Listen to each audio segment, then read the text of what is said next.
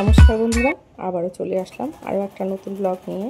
এটা ছিল আমার ধনতেরাসের দিনের ব্লগ। সেদিন সকালে কিছু ঠাকুরের জামা কাপড় আর এই পর্দাটা বানিয়ে নিয়ে তারপর শুরু করেছিলাম পুজোর কাজ। দেখো এদিক দিয়ে বানিয়ে নিচ্ছি আমি একটু সন্দেশ। আর যদিও সকালবেলা সবার জন্য রান্নাবান্না সবই করেছিলাম, আমি উপোস ছিলাম। এরপর মেয়ে দেখো আলপনা দিয়ে দিচ্ছে সুন্দর করে, যেহেতু মেয়ে বাড়ি ছিল এবার। আর জানোই তো লক্ষ্মী পুজোর দিন মেয়ে ছিল না বলে ঘরে আলপনা দিতে পারিনি। এই দেখো ও আলপনাটা সুন্দর করে দিয়ে দিচ্ছে। আর যেটা জম প্রদীপ বানিয়েছিলাম আমি আটা দিয়ে জম দ্বীপ জ্বালানোর জন্য, সেটাও সুন্দর করে লাল রং করে দিয়েছে। দেখো কি সুন্দর হয়েছে দেখতে। সেটাই বলছিলাম যে মেয়ে যদি বাড়ি না থাকে তবে যে কোনো আঁকা কিছু যদি করতে হয় তখন খুব মিস করি ওকে। যাই হোক, সমস্ত কিছু করে মোটামুটি জোগাড় যন্ত্র করে দুজনে মিলে সন্ধেবেলা শুভ সময়ে দেখে বেরিয়ে পড়েছিলাম বাজারে কিছু কেনাকাটা করতে। তো এই দেখো, আর আমাদের পাশেই তো পুজো হচ্ছে, যেটা হলো কেএনসি বারাসাতের, সেটা তো দেখলে কেমন। চলে এসেছি একটা জুয়েলারি দোকানে, যেটা মেনলি রূপোর দোকান। তো আমি কিছু রূপোর জিনিস নিয়েছি। জানোই তো সোনাতে হাত দেওয়ার আর কি কোনো উপায় নেই, তার জন্য ভাবলাম রূপোরই কয়েকটা জিনিস কিনি। সেটাই কিনলাম। কিনে নিয়ে তারপর আবার চলে গেলাম ফুল বাজারে। কি কি কিনেছি তোমাদের পরে সেটা শেয়ার করব। কিছু ফুল কিনলাম, এরপর ছিল একটু কিছু ঠাকুর কেনার, কিছু জিনিসপত্র কেনার। আর তো জানোই আরও নানা রকম জিনিসপত্র কেনার থাকে, সেগুলো অনেক কিছুই কিনেছি। কিনে একটা কুবেরের মূর্তি কিনে তারপর আমরা দুজন আবার বাড়ির দিকে রওনা হয়ে গেলাম।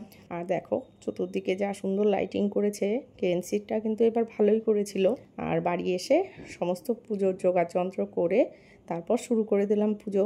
আর পুজোর টাইমটা ছিল সন্ধ্যে 7টার দিকে, তার জন্য তখন থেকেই পুজো শুরু করেছি। তো প্রথমেই আমি আমার গনুকে গণেশজিকে অভিষেক করিয়ে নিচ্ছি দুধ দিয়ে, পঞ্চামৃত দিয়ে, তারপর সুগন্ধি জল দিয়ে, গঙ্গা জল দিয়ে। এরপর আসনে দেখো ড্রেস পরিয়ে আসনে বসিয়ে দিলাম। সকালবেলার ড্রেসগুলো সব বানিয়েছি আর সবাইকে বসাচ্ছি। কুবের মহারাজকেও বসিয়ে দিলাম। আর যেহেতু ধন্বন্তরী দেব ছিল না, তো তার জন্য একটা পান আর সুপরি ধন্বন্তরী দেব স্থাপন করে নিলাম। আর তোমরা হয়তো নানা রকম বাজি ফাটানোর আওয়াজ পাচ্ছ, যেটা বাইরে ফাটছে, তার জন্য হয়তো সাউন্ডে একটু ডিস্টার্ব হতে পারে, কিন্তু কিছু করার নেই। আমার সাউন্ড লাগানোর সময় বাইরে বাজি পোড়াচ্ছিল সব। এরপর আমি দেখো আমার মাকে, লক্ষ্মী মাকে আমি অভিষেক করিয়ে নিচ্ছি, প্রথমে পঞ্চামৃত দিয়ে, তারপর সুগন্ধি জল, গোলাপ জল, সব রকম জল দিয়ে এবং গঙ্গা জল দিয়ে ভালোভাবে অভিষেক করিয়ে নিলাম। করিয়ে তারপর শাড়ি টাড়ি পরিয়ে নিয়েছি, ড্রেস চেঞ্জ করে নিয়েছি। আর এই মাথার মুকুটটা আমি মায়ের জন্য আজকে এনেছি। এই দেখো ধনতেরাস উপলক্ষে মাকে এটা আমি দিলাম। মা যদি কোনো দিন চায় তবে মাকে একটা সোনার বানিয়ে দেওয়ার ইচ্ছে আছে। মা যদি সেটা আমাকে ক্ষমতা দেয় তবে অবশ্যই বানিয়ে দেব। আর মায়ের পরনে যে শাড়িটা, এই শাড়িটাও আমার মেয়ে করে দিয়েছে। আর যেহেতু বাড়ি ছিল, সকালবেলা আমি বলেছি যে এটা আমি আগেই কাপড় এনে রেখেছিলাম। ও দেখো সুন্দর করে রং দিয়ে করে তুলি দিয়ে এঁকে দিয়েছে। ও কিন্তু খুব ভালো আঁকে, ওর আঁকা খুবই সুন্দর। আর এত সুন্দর হয়েছে শাড়িটা পরিয়ে মার দিকে যেন চোখ ফেরানো যাচ্ছিল না, এত ভালো লাগছিল। এরপর আমি ঘট স্থাপন করে নিলাম, করে সবার একটু আরতি করে নিলাম, করে আমি পুজো শুরু করব। এরপর দেখো ধনপুটলি, যেটা ধনলক্ষ্মী পুটলি, সেটাও আমি বানিয়ে নিয়েছি। তোমরা হয়তো সবাই সেটা করেছো। আমি একটা এই রূপোর মাছও এনেছি, আর কি বড় মাছ আনতে পারিনি, কারণ জানোই সব জিনিসের যা দাম। আর এনেছিলাম একটা এই কয়েন, লক্ষ্মী গণেশের কয়েন, যেটা আমার কাছে ছিল না, সেটা এবার এনেছি। তো সেটাও পুজোর জন্য বসিয়ে দিয়েছি। এরপর আমি আসনটা একটু ফুল দিয়ে সাজিয়ে দেব, দিয়ে আমি পুজো শুরু করব।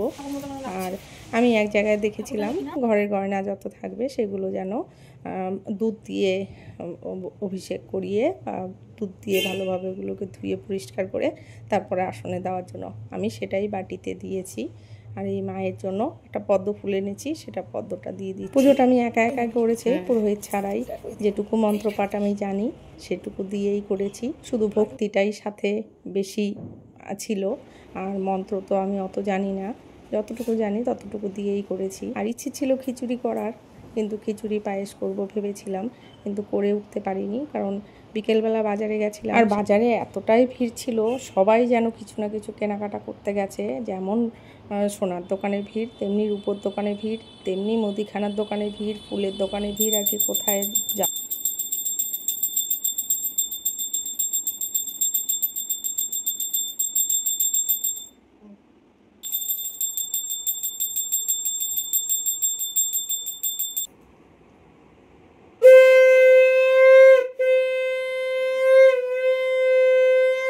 দেখলে আরতি করে আমার পুজো শেষ করলাম। এবার আমি পঞ্চতত্ত্বের যে প্রদীপ সেটা জ্বালাবো আর জমদীপ জ্বালাবো। আমরা যেহেতু ফ্ল্যাটে থাকি তার জন্য জানোই তো যে আমাদের বাড়ির বাইরে বা উঠোন বা কোনো কিছু নেই, যেটা আছে সেই ফ্ল্যাটের বাইরে দরজার বাইরে যতটুকু জায়গা সেখানেই, তো সেখানেই আমি প্রদীপটা জ্বালিয়ে নেব।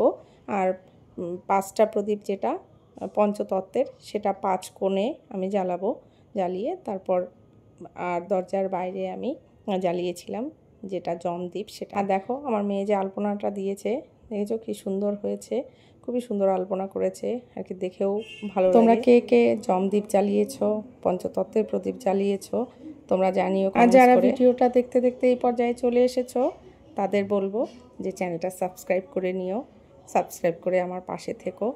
আর যদি ভালো লাগে তবে অবশ্যই লাইক করো, আর ভিডিওটা কেমন লেগেছে সেটা জানিয়ে কমেন্টস করো। এই দেখো বারান্দায় আমি প্রদীপ জ্বালিয়ে দিলাম, এবার আমি জমদীপটা জ্বালিয়ে দেব। আর কি এখন তো ইউটিউব হয়েছে, মোবাইল হয়েছে বলে আমরা অনেক কিছুই শিখেছি, অনেক কিছুই জানি। আমি সমস্ত রকম রিচুয়ালগুলো একটু পালন করার চেষ্টা করি আর কি, নিজের মন থেকে মনে হয় যেন একটু মানি, এটাই। আর দেখো আজকে আমি একদমই ভয়েস ওভার দিতে পারছি না, চারপাশে এত বোমাবাজি ফাটছে কি বলবো, রাগ হচ্ছে আমার। যাই হোক ভিডিওটা এই পর্যন্ত।